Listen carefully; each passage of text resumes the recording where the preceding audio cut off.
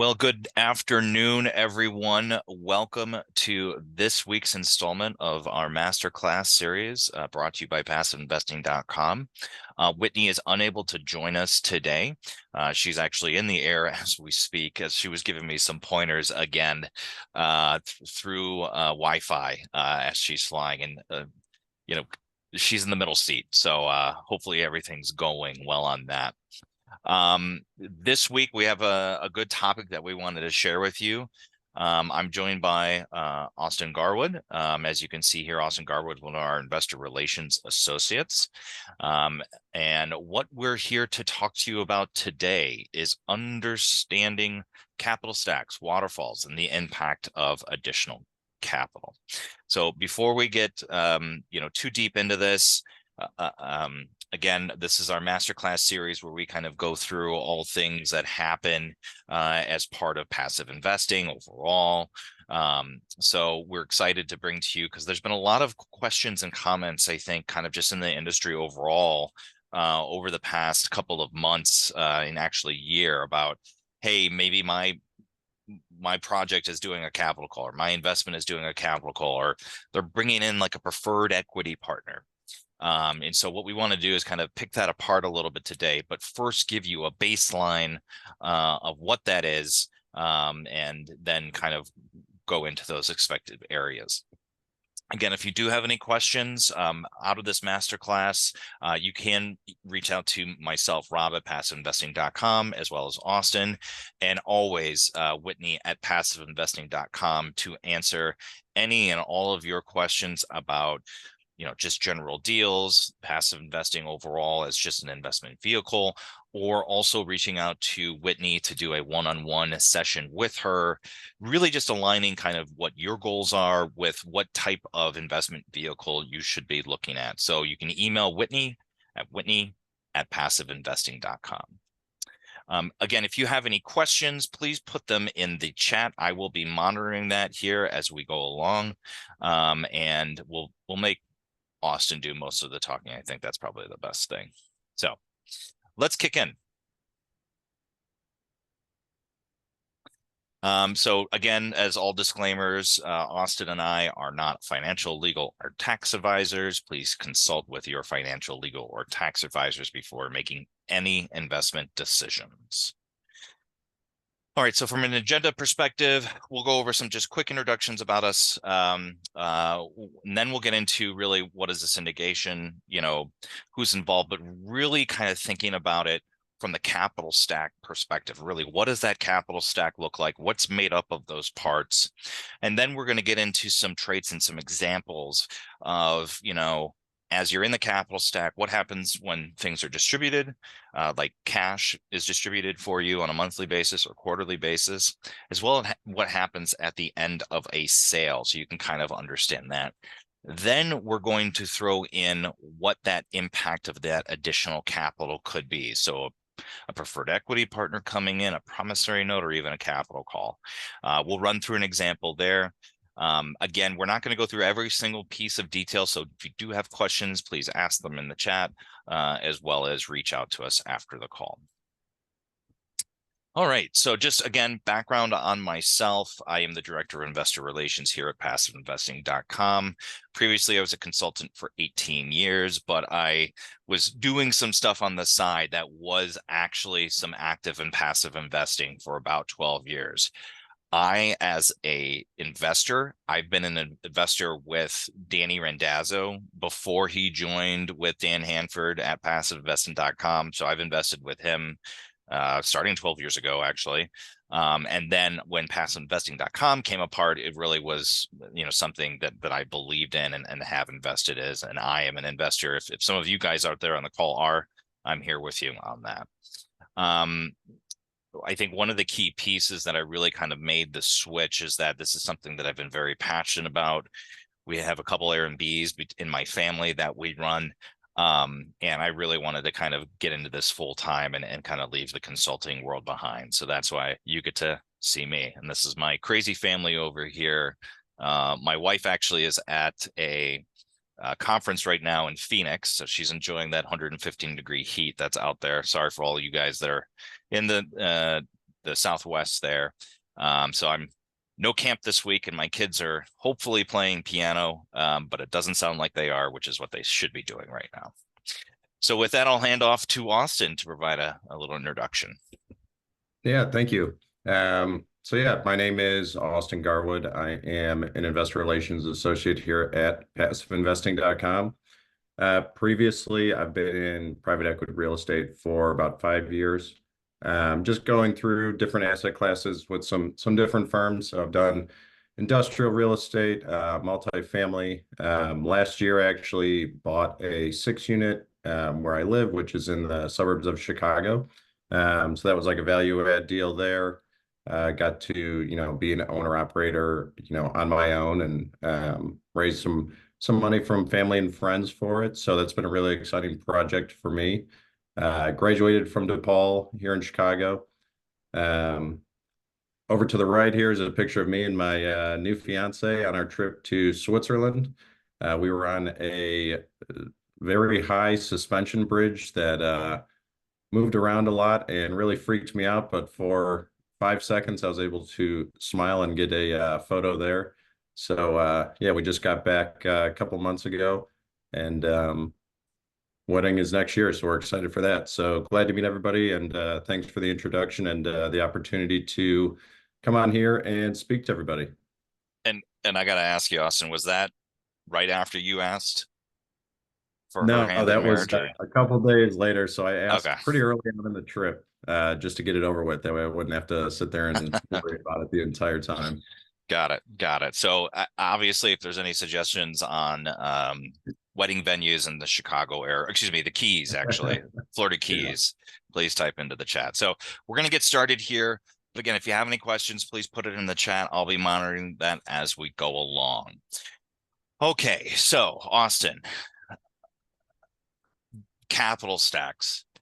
Help us understand, from a basic perspective, like what a capital stack is and kind of where the LP and the GPs play in.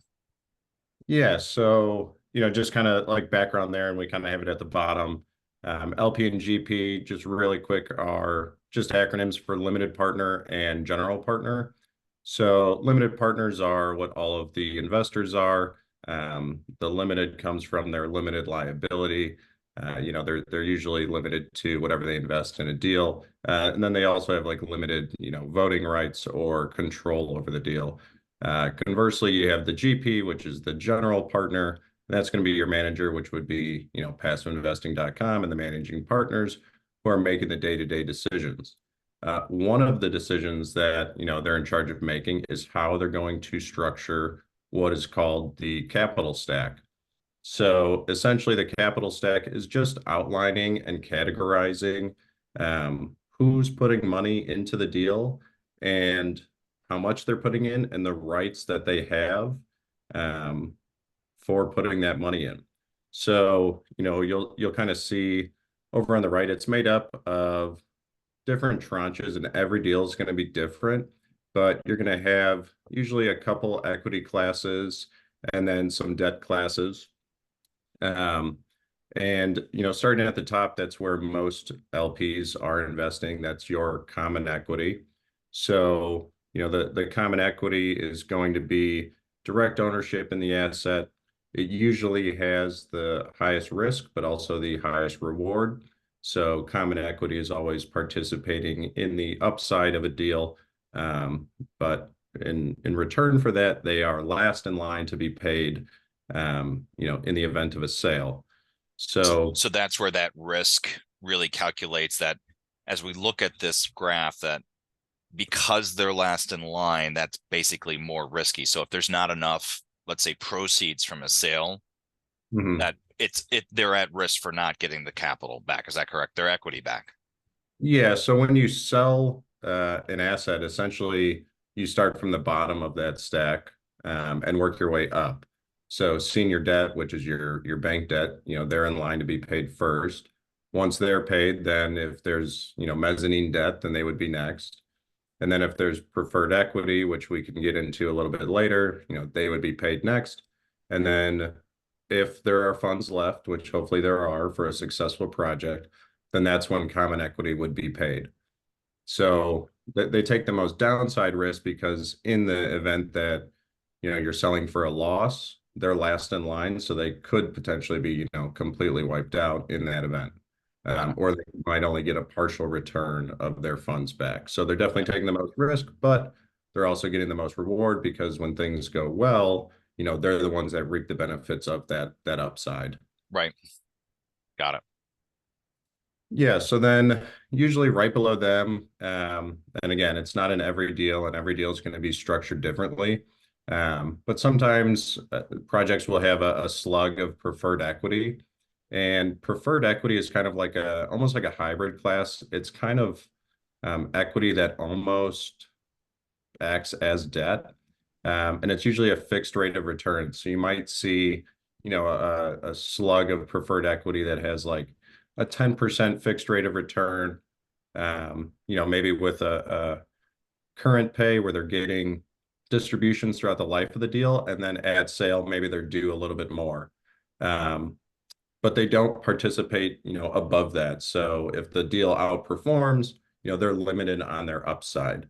And in return for that, they're senior to the common equity. So in a downside scenario, they're in line before the common equity to be paid. So it's kind of really a hybrid position there. Um, and then next, if it's used, which it's not always used, is mezzanine debt. Um, Used a lot in like construction projects, but it's another one of those like hybrid classes where um, it's debt, but it's also kind of disguised as equity, and oftentimes it has a convertible aspect to it. But it's essentially like filler debt for if senior debt's only going to be at, let's say, 60%, maybe they'll take on another 10% of mezzanine debt to kind of fill that gap between the equity and the debt to fund a project. Okay. Uh, and then below that, you have your senior debt, which is your typical like bank loan. They're usually funding the majority of the project, anywhere from maybe 50 to 80% of a project. And they are first in line, obviously, to be paid. So just like a mortgage on your home, when you sell it, you got to pay the bank off first, and then what's ever left, goes to you. So So I got to ask you, is this what we would normally see like in the passive deals, or is there kind of a multitude of these capital structures?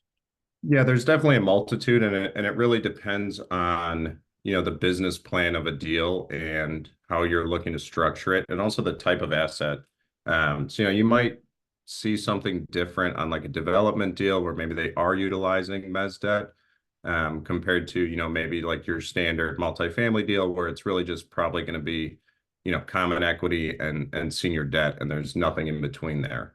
Okay. Um, so there's all sorts of different ways to structure it. So I think that just getting a basic understanding of, what you're even looking at is really helpful. That way investors can understand, where they lie in the capital stack Hmm. Hmm. and what that means for them and the risk profile of their investment.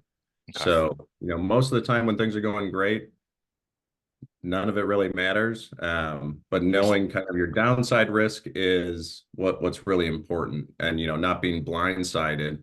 If things do go bad and you're like, whoa, why am I last to be paid? So Yeah. it's just important to understand it, and kind of helps shed light on the risks that you're taking.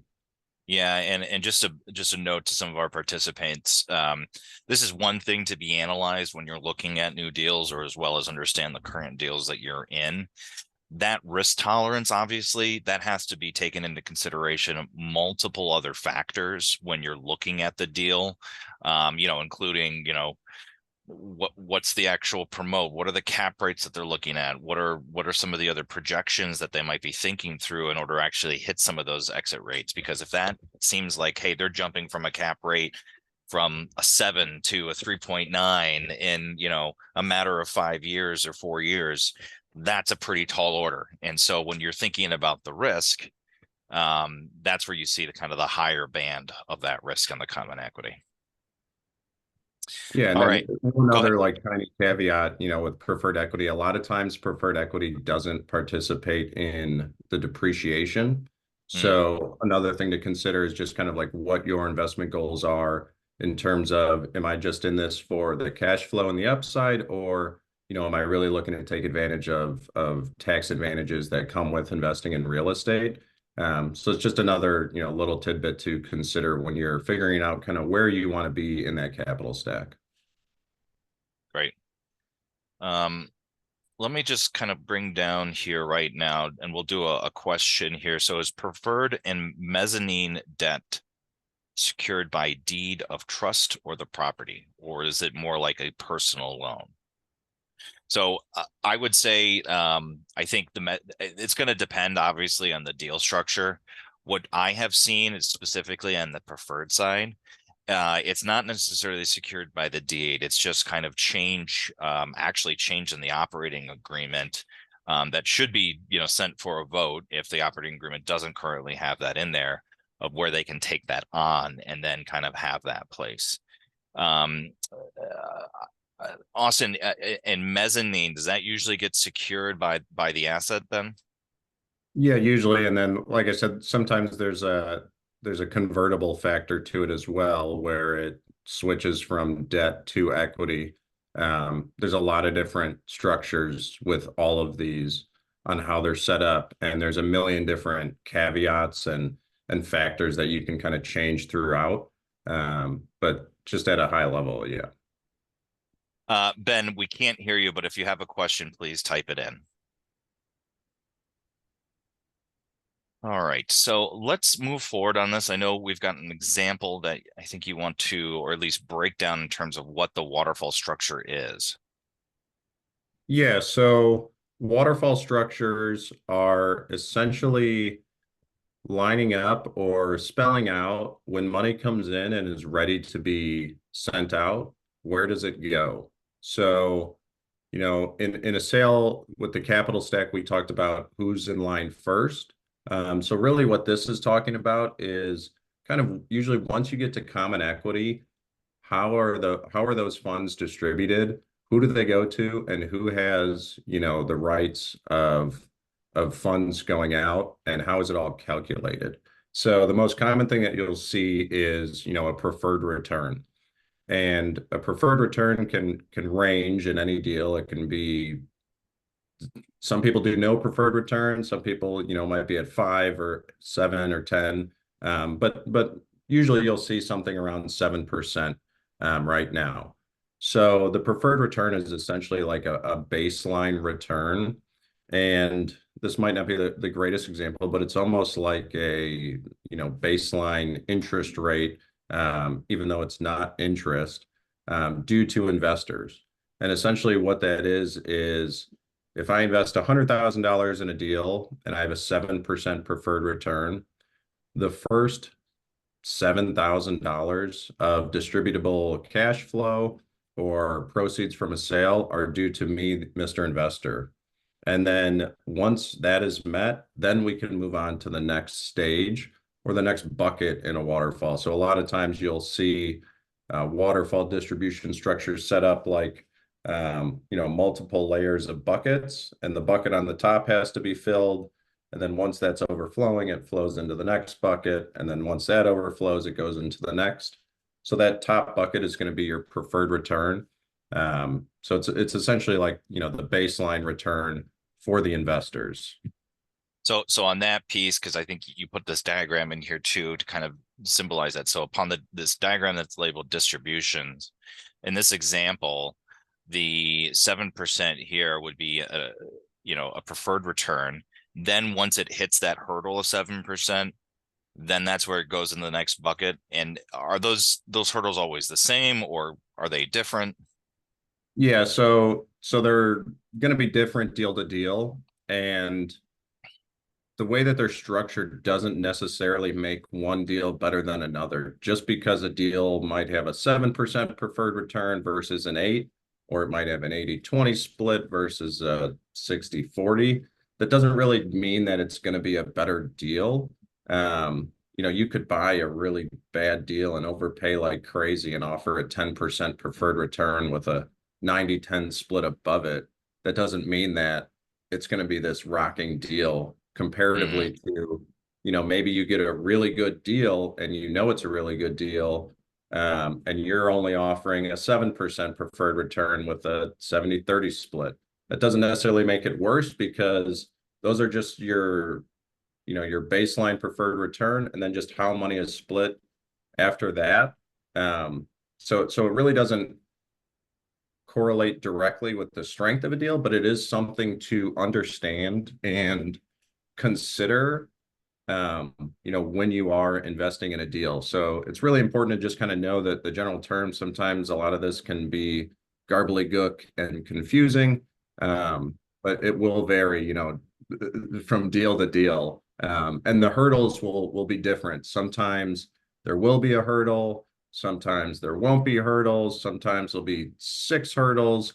So it can definitely get confusing. But in this example here, if you look at that first little chart of distribution, so what that's showing is a 7% preferred return, and then anything above that being split 70% to the LP and 30% to the GP. And then there's not another hurdle right there, but a common one that you would see is maybe like a 15% IRR, meaning that once it's above that, then we move into that next bucket where it's 50-50 split. And essentially you're rewarding the general partner for meeting that performance goal. Makes sense. I saw somebody had a question in here. I don't know if you answered. Okay. Yep, I Um, answered. so he asked, would 7% be accrued per year in your example? And just a caveat on that, some deals will do that it accrues, some will not. Some will do that it compounds. Some will be non-compounding. So there's, again, a million different kind of factors and variables that can go into a preferred return, but at a high level, I think that we've kind of gone through it. Yeah. And so in this example too, I just want to be clear that this is 7% annualized, that it, even if it doesn't get paid out, and I think in other classes that we've shared this, there's a cash on cash that's projected in maybe year 1, year 2, and year 3. And sometimes that cash on cash is actually lower than the preferred return in the first couple of years. What that means is that's their projected expectations of the returns that they're going to hit, while at the same time, in the back end of the deal, they're actually accruing whatever that difference is. So if it's a 7% preferred return and they hit, let's say their 5 on 5, their 5% cash on cash projection, they still have that 2% that is actually accruing to be made up at the end of the deal. Yeah. So then, usually the next kind of phase in a waterfall distribution, um, depending on if it's, cash flow or a sale. So really this would be in the event of a sale. Um, the So it's almost like a capital stack within a capital stack because you're figuring out what's the seniority level of proceeds from a sale. So when we sell a property, um, the first 2 things to go out are going to be paying out any unpaid preferred returns or any preferred returns that are due, just like you were speaking about, maybe that accrued from the early years while you were stabilizing, or, down years where cash flow wasn't as high as you were projecting. And then you're also going to have your return of capital. So if you put 100,000 in, next in line to be paid is going to be any unreturned capital that you have left in the deal. So you get your $100,000 back, you get all of your preferred returns due, and then that's when you would move into that next bucket. So return of capital is just simply a return of any unreturned capital that you've put in a deal. It might not necessarily be the initial amount of capital that you put in a deal. If there was a refinance or something in the life of the deal where they returned 20% of your initial investment, then they would, return the remaining 80%. So it's whatever your unreturned capital is, that's very senior in, the distribution structure in the event of a sale.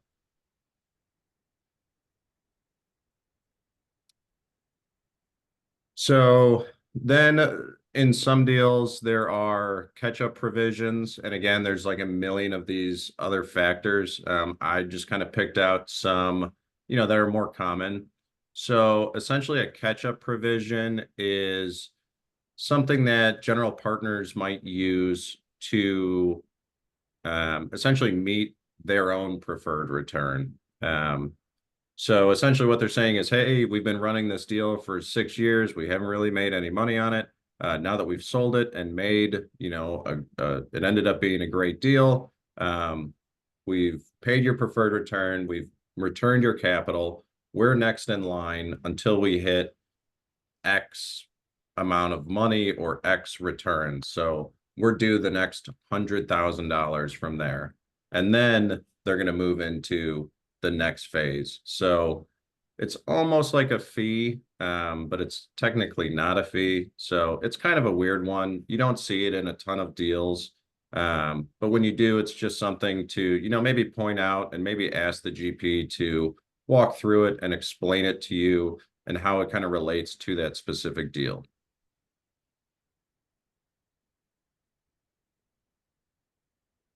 So then next we have promote or carried interest. And really what that is all of the dark little rectangles that you'll see there where it says GP and it's, 30% or 50%. That 30 or 50% share that the GP is getting is what's called their promote or their carried interest in a deal.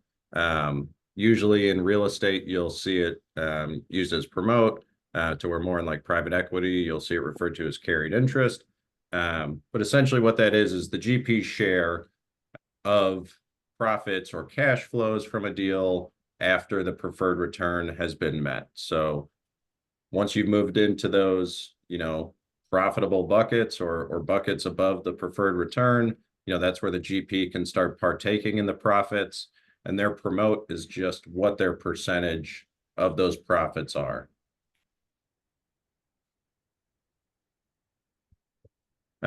This is just kind of another little caveat to look for in deals and, maybe something to just kind of get a base level understanding on. And again, is something similar to catch-up provisions where it's something, if you notice it, then maybe you want to hop on a call with the GP or their investor relations team and just kind of ask them to walk through it and the implications of it. So return of capital versus return on capital is really just talking about how distributions are classified throughout the life of a deal. So as a property cash flows and they're making distributions to you and you're getting your monthly or your quarterly checks in the mail or direct deposits, you might just think, great, I'm getting money back. But really what you should understand is whether it's a return of your capital or a return on your capital. And it's obviously a very subtle difference, just one letter there.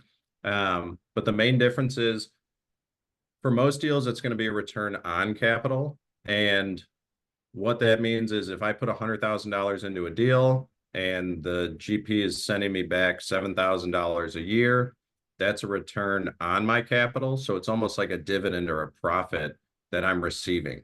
So later on, when they go to sell the deal, they still owe me that $100,000 that I put in for my return of my capital. So my unreturned capital hasn't changed, no matter how much cash flow I've received. So even if they kick off, it's a killer deal, they kick off 25% a year and I'm making 25 grand a year off my deal, it's just a return on my capital. It's just great cash flow. And still when they sell the deal, my return of that initial money is high up there and it's still 100,000. Alternatively, some people do return of capital for their distributions. And what that would mean is that same $7,000 that I'm getting back every year, they're saying that you gave us 100,000 and here's $7,000 back. Here's another $7,000 back. And your unreturned capital slowly keeps going down. The other factor to understand there is if return of capital is based on a preferred return, then really what you have is compounding effect working against you because the preferred return is based on that unreturned capital. So if I start off with 100 and they give me 10 back the next year, uh, the preferred return is only going to be based on that $90,000 that I have left in the deal. So it kind of compounds against you. So really, if you're looking at a deal where they're classifying things as a return of capital, what you would want to see in that scenario is that the hurdles and everything are based on equity multiples instead of preferred returns. Meaning, instead of saying we're going to give you a preferred return of 7% per year on your money, they're going to say, hey, our promote doesn't kick in until you've received a 1.2x multiple on your money. So you've gotten all your money back plus 20%, and then the GP starts participating in the Mhm. profits from there. So it's kind of a nuanced thing, and it's not in every deal. But if it is, again, just something to, kind of have a base understanding of and be like, okay, I remember being in this webinar. Let me look up some more info on this and let me talk to them about, how this might impact my investment. Yeah, that's definitely one of for those of you who know Dan Hanford, one of our managing partners here at passiveinvesting.com. One of his 8 red flags that he kind of shies away from deals that are return of capital. I think it's one of those pieces too that I would say it's not all bad. It really depends on the deal that you're looking at, because there are deals structured that do have some return of capital, and that can be beneficial to you from a tax perspective too. Because if you're actually receiving return of capital, you're actually not realizing any capital gains until you actually start, making more than your money back. But again, it's a nuanced piece, and Austin hit it on the head here that you have to just go to that next level of understanding to see how this is actually going to work. So I did have another question come in, Austin. After a sale, why isn't the return of capital prioritized over the preferred return? Yeah, so usually it is, and maybe this graphic isn't the greatest one. But typically in deals you'll see return of capital senior to preferred returns. Because again, really the thing to or the lens to kind of look at this through is downside scenario. So if something's sold and there's only a partial return of capital, they're not really paying you any preferred return if you're only getting, 80% of your initial investment back. So I would say that most of the time, um, return of capital is senior to preferred returns Yeah, in the event of a sale or a refinance or any capital transaction. we'll get that updated for the next webinar. Yeah. Yeah. All right. So I know we talked about some examples here. I think that would really help people kind of think through. Do you just want me to click through all of these and then we can talk through it? Yeah. And I'll probably lose everybody going through this thing, but I'll do my best to not bore everyone to death with just a bunch of numbers here. But I just wanted to point out um, an example that's relatable for people to kind of see how this really, works in action. Because you look at something and you think, okay, well, I'm only getting, 70 cents on the dollar for everything above that, and then 50-50 above that. You know, what does that really mean? So this is just a quick example. If there's 10 million bucks in the capital stack, and 10 million bucks of equity in the capital stack, and they're doing um, a 7% preferred return, and there's $1 million of cash flow distributed, so that would be a 10% return on that year. Then the way the preferred return works is the first $700,000 is going to go to the investors to meet that preferred return. Then there's going to be $300,000 left over. That's going to move into that next bucket there, that 70-30. So the $300,000 is split 70% to the LPs and 30% to the GPs. So the LPs get 210,000 out of that 300,000, and the GPs get 90,000 out of that. So in total, out of that $1 million distributed, the LPs end up with 910,000, which is 91% of the capital distributed. So I'm a big golfer. There's feel versus real. And in this, there's the 70-30 split, but in like a real life situation, it's good to understand kind of what to expect when capital is being distributed and how to calculate it and, think about, okay, what, they're projecting that we're going to get to 10%, deal level cash flow. What does that mean for me? And understanding, okay, here's how it's going to go into those buckets and here's how the math actually works out instead of just thinking, okay, I get 7%. And then after that, like, I don't really know, how it works or whatever. So I have a question for you, and I made this up on the spot. Okay. Okay. What if the return year is only 4%? So this is kind of what somebody was asking about earlier, um, where the preferred return is not met. So understanding um, how that works is also just something that you're going to want to go through and read. So if the preferred return accrues, which it usually does, then any unpaid preferred returns are senior in the distribution flow. So the following year, if they go from 4 to 10%, then the previous year's 4% would be brought current, and then they would still be owed this year's 7%. So they would essentially end up receiving all of the $1 million at that point to help close the gap on any unpaid preferred returns. So it ends up accruing whatever gap is left, which would be a 3%, shortfall in year one, let's say. So I think when we did have a question come in about saying it's, after how many years is this? Obviously, this is just a very simplistic example of just taking kind of some rough numbers of doing it in a single year. I think when we get into that 4%, if that's returned, that gets into that example that Austin was talking about. And so this can repeat over and over again for however long the hold period of the deal is. And by the way, I don't expect that unless you're in some just amazing deals where their capital stack's 10 million and the cash flow is 1 million. That's amazing. But this is definitely an example, and I haven't seen a deal like that at least in my time. So just wanted Yeah, to clarify that. just round numbers, to kind of make it simple to understand. Yeah. Okay. So I know a lot of people, so we've gone through kind of just what the capital stack is, what some components of the capital stack is. We really want to talk about, some of this, what happens when we get additional capital into the deal. So it's like something comes in year 2 or year 3. What happens then? Yeah.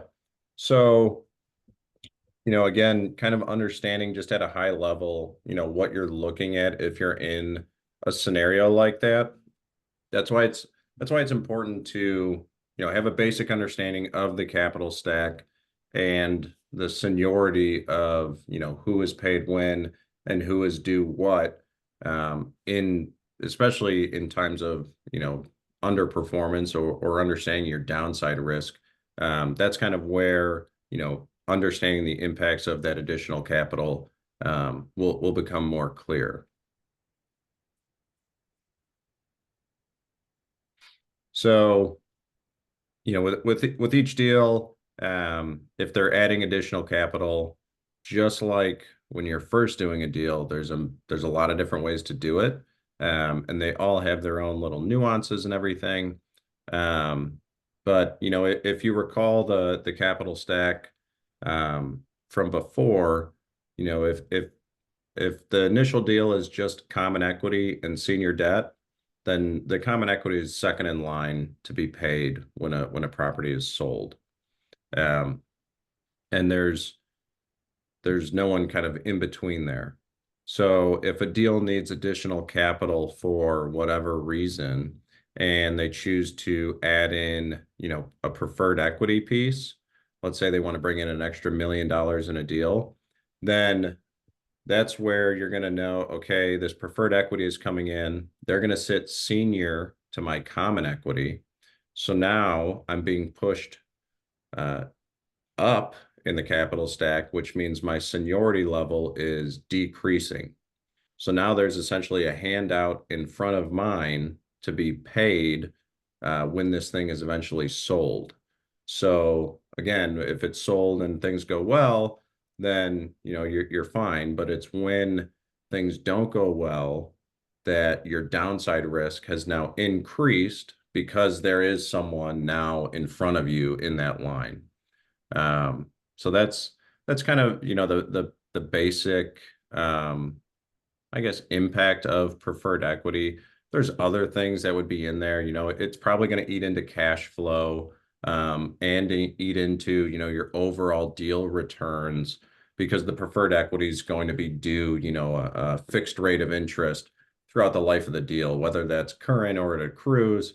Eventually, you got to pay the piper, or whatever people say, and they're due those funds. So it might eat into the total sale proceeds. It might eat into the cash flow. So it can impact it in several different ways there.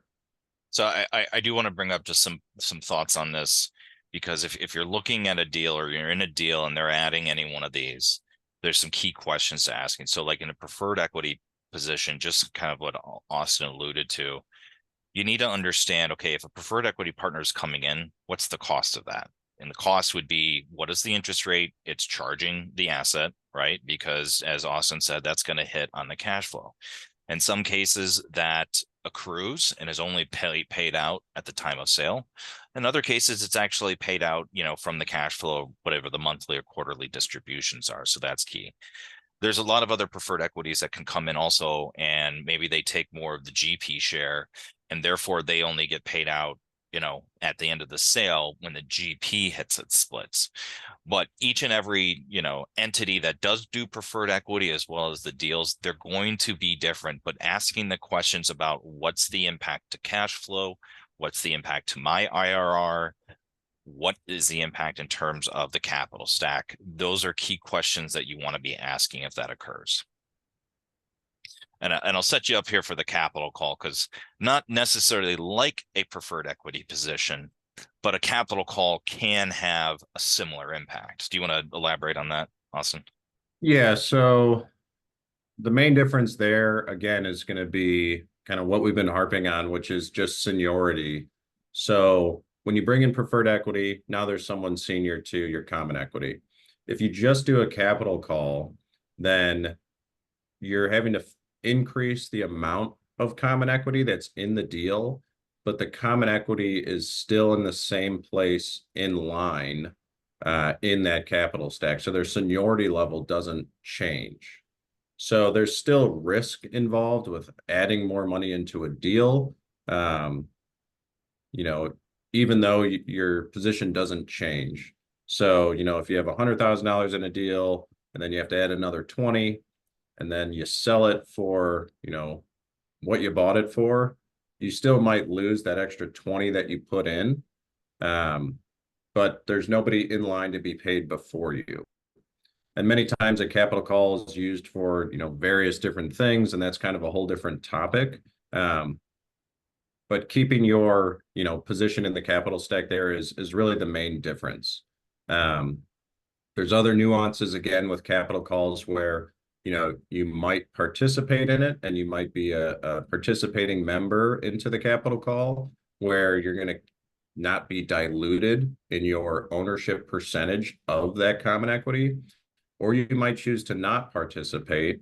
And then there's going to be, again, depending on the deal, different provisions that might come into play for non-participating members. That might be seniority level, that might be how distributions are sent out. It's all on a deal by deal basis. But capital calls really just bring into effect a potential dilution if you don't participate, as opposed to, moving in that seniority level. Yeah. And I did want to bring up, David put a comment in, as the LP, you may not have any control about the GP bringing in additional capital. Yes, that's true. It depends on what's written in the operating agreement of that specific investment. if they have a provision in there about preferred equity or doing capitals or anything like that. In other cases, I've seen, operators actually send out a vote, right, to say, hey, will we allow this, and bring it to the general partners. But it really, or to bring it to the all the partners, but it really depends on what's written in the OA, what is allowed to. So that's another thing when you're reviewing those contracts at the beginning, that you try to pay specific attention to, okay, what is the actual capabilities of the operator in these types of situations. So sorry, Austin. No, all good. Yeah, makes sense. And then some other, avenues that people may take for additional capital might be a promissory note, which is obviously going to be a debt piece, usually not secured by the actual asset itself, but is also going to be, probably second in line of the capital stack to be paid in the event of a sale. So usually, if you're adding in a promissory note, the common equity is going to be, moved down or up technically in the capital stack, making them less senior when things are paid. Member loans are pretty similar. It's essentially just loans from investors themselves, to where they're not really adding more equity. They're just making a loan with any sort of, terms to it. And acts pretty similar to a promissory note, just more on like an individualized basis. Usually for like smaller deals or something, you might see that. Yeah, but again, similar points to bring out. If your operator is doing any of these, make sure you ask those questions. What is a change for my equity? Is there a change in my priority? Is there a change in my distributions, the cash flows, or overall IRR? Those are all still good questions to be asking and getting the answers for. So, Austin, I know we're probably a little bit behind time, but I do want to get to this example, just to kind of point out specifically what happens. What are kind of those numbers, utilizing what we used before, when a preferred equity partner comes in? Yeah, so again, this is just a quick example with a bunch of numbers on here for people. So really what we're looking at is, all right, let's say we buy something for 10 million bucks, and then, we want to sell it 3 years later, and we can sell it for $12 million. So the first capital stack is like a really basic one. You got 7 million bucks of debt, and then we went out and raised $3 million from LPs. So there's just debt and then common equity. So we sell it for 12 million. The first person paid is the debt, which is the senior debt, so the bank. So the 7 million goes to them.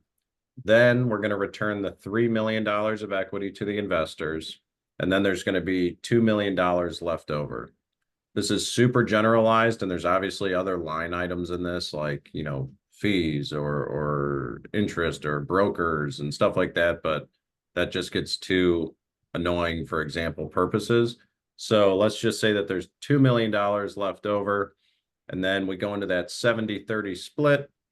So the LPs, end up getting 70% of that $2 million that's profit.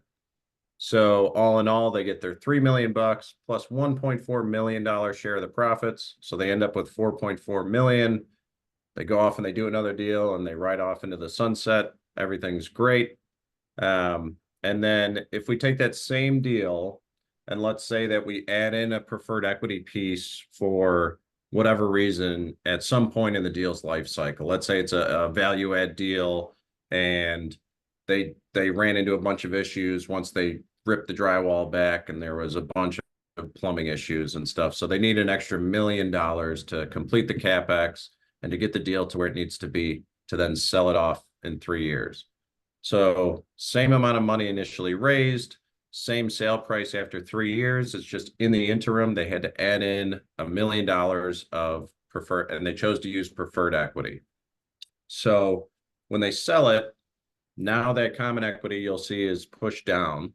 So they sell it for 12 million. Again, first person paid is the bank. They get that $7 million back. Then the next person in line is going to be that $1 million of preferred equity. And there would probably also be, maybe like another 100 grand for 10% accrual or whatever that they had on the deal. But then, you're going to get your $3 million back to your common equity investors. So now you only have $1 million of profit. And then that $1 million is going to be split in that same 70-30 thing. So the LPs at the end of the day end up getting their $3 million back plus $700,000 share of the profits for 3.7. And the thing that I'm really trying to point out here is that, okay, we only added $1 million to the capital stack, which was only a 10% increase overall to the total project cost. And instead of 3 million of equity in the deal, we end up with 4. So it's not a huge jump. It's certainly not small, but the impact of that was that it ate into 50% of the LP's profits at the end of the deal. So they went from making 1.4 million above what they invested to 700,000 by just adding in, $1 million of preferred equity. So this is just to kind of, visualize and help understand that when these things come up, you really want to make sure that you're getting an understanding of how this is going to impact the deal long term and how it's going to impact, your investor. Randy has a question. If common equity investor, how can you avoid getting diluted by sponsor getting preferred equity? So technically, you're not really getting diluted per se, but that's more just like semantics, I guess, with wording. But you could participate in the preferred equity class, if you're able to. So the return profile is going to be different for your investment into that preferred equity, but it might help offset essentially, your long-term kind of equity multiple or IRR and try to, keep it closer to maybe the original projections there. And I would say, Randy, too, I mean, that's a great point that Austin makes. Like if you are able to, and even letting your operator, your syndicator know, like, hey, I don't want to be in a position where, like, if this plays out, like I'm going to make 1.4 million and we're only going to get 700,000. How can you take advantage of actually getting in there? And so that's some of those pieces. Maybe you can join that preferred equity, but in a lot of cases, those preferred equity, they could be, there's a lot of family offices that does a lot of preferred equity only with kind of their funds or just other entities that really only do preferred equity deals. So you can't really get in with that. But I think communication with your operator just to make sure, hey, I'm not really a fan of, this and losing out on the upside that if I am, an investor that's going to reap a lot of upside, how can we change this or how can I help? Like maybe you have additional cash that you can put in the deal. So it's really a lot of communication with that operator. And I think as pointed out before, in some cases, depending on the operating agreement itself, the GP doesn't have to ask you because it's already been laid out in the operating agreement that that's part of the GP's power. So again, make sure you're reading through that and understand it, and then you can kind of go through some of those other steps in order to get through that issue. All right, next one here is preferred equity usually secured at acquisition. A deal where an extra 1 million is required seems to be a poorly underwritten deal. I get the example for illustration, but when does preferred equity typically get secured? So great question. I'm just going to speak to, my knowledge on the piece. It's not something that you normally go into and actually say, hey, yeah, we're going to underwrite this deal. Oh, and by the way, we're going to get, line up a preferred equity partner because something could happen. No, it usually happens in the middle of the hold period. We've seen a lot of preferred equity partners come in, I think, really with any assets that have been floating rate debts that need help with paying down the interest rate caps, paying down the loans themselves to ensure that they're actually cash flow positive or that they're getting through and having better terms with the banks. So right now that's happening in year 2 of 3. I think if you see someone in there that's writing a deal that says, oh, we've already secured preferred equity as part of the underwriting, that might be a little flag for you to say, well, wait a minute, these things aren't adding up and that doesn't make sense. Yeah. And then, maybe the other thing just for clarity there is, you can certainly see deals where there's a preferred equity slug in the capital stack from the get-go. That doesn't necessarily mean anything positive or negative about the deal. It's really just how they're structuring the capital stack and offering investors kind of a different class to be able to participate Mm, in with a mhm. different risk profile. So again, a lot of times preferred equity is not participating in the theoretically unlimited upside of a deal, and they're capped, on their upside to maybe 10 or 20%, whatever it might be. So you can certainly see a lot of deals where there is a preferred equity class in the capital stack. That doesn't really mean, that they are doing anything poorly or whatever. It's just a different risk profile to offer investors. And some people offer that, some people don't. Again, it's just all deal by deal basis. Yep. This illustration is showing later on in a deal when they need to add additional capital, what the impact could be of adding, and this could have easily been a promissory note or uh, any other type of loan or preferred equity or mezzanine debt. And it's all going to have relatively similar impacts. Thank you, Austin. I obviously took that to the bad side versus the good side. Yeah. Well, we're a little bit over our time, but I just wanted to say thank you to everyone that has joined us on the master class today, brought to you by passiveinvesting.com. Whitney will be back next week with more exciting topics to discuss, generally about passive investing overall. Again, if you have any questions, please reach out to us. I'm Rob at passiveinvesting.com, Austin at passiveinvesting.com, and then also Whitney at passiveinvesting.com. We hope everyone has a great day. Thank you.